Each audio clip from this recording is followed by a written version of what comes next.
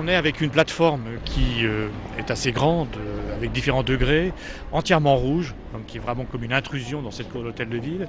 Et cette plateforme, elle comporte à la fois des éléments pour s'asseoir et puis des personnages qui sont des personnages sculptés. Et on invite tout le monde à venir rejoindre cette petite communauté, je dirais, provisoire, en pouvant s'asseoir sur les degrés ou sur les sièges qui sont prévus. Et nous sommes dans la cour de l'hôtel de ville, c'est-à-dire de se rappeler aussi que le bien officiel, représenté ici par le pouvoir municipal, c'est aussi de prendre en compte à la fois l'individu, les petits groupes d'individus, les gens qui justement ont des préoccupations qui peuvent être extrêmement diverses. On est devant l'œuvre de Franz West qui se situe exactement sur les marches du palais de justice.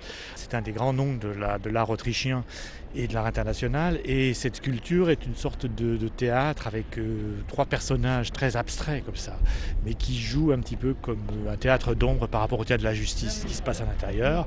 À vous de choisir qui est l'avocat, qui est le plaignant, qui est le procureur, qui est le juge. Il y a quelque chose aussi qui est dans cette coloration qui vient comme une étrangeté, introduire effectivement aussi l'idée du dérèglement à l'intérieur de ce qui est effectivement le lieu théoriquement du règlement. C'est une des œuvres de Hugo Rondinone. C'est un arbre qui semble une sorte d'arbre mort, très vieux, un vieux platane. Et Hugo a choisi de montrer effectivement cet arbre qui est très contemporain, même s'il donne l'empreinte d'un arbre existant. Mais il est tout blanc et il est devant cette magnifique église de Saint-Jean-de-Malte. Et il joue dans un rapport vraiment de contraste fort avec deux arbres déjà plaisants, deux arbres naturels qui, eux, l'hiver, sont comme deux fantômes noirs. Avec au contraire ce spectre blanc qui vient habiter cet endroit.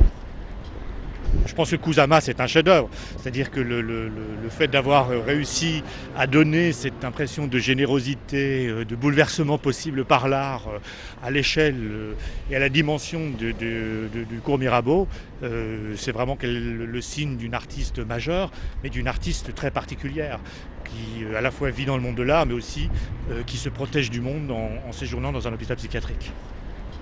C'est une œuvre de Yan Ping, qui est un artiste chinois qui vit à Paris depuis les années 80.